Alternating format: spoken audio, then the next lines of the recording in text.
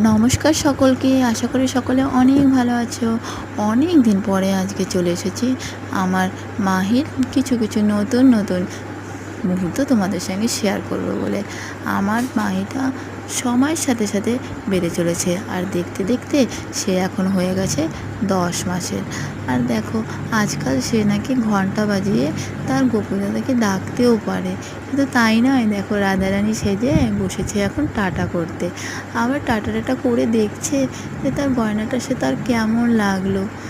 এখন খেতে বসেছে সে মুড়িটা কীভাবে খেতে হয় সে বুঝতে পারছে না। সে প্রথমে হাতে নিল, দেখলো, তারপরে হাঁ করে আবার মুখে দিল। এবার ভাবলো যে না, এইভাবেই খেতে হয়। তারপরে সে এইভাবেই খাওয়া শুরু করলো। এইভাবে অনেক সুন্দর মুহূর্ত কাটিয়েছি আমার মামাটার সঙ্গে। ভিডিওটা কেমন লাগলো কমেন্ট করে অবশ্যই জানিও, এবং শেয়ার করতে, লাইক করতে এবং সাবস্ক্রাইব করতে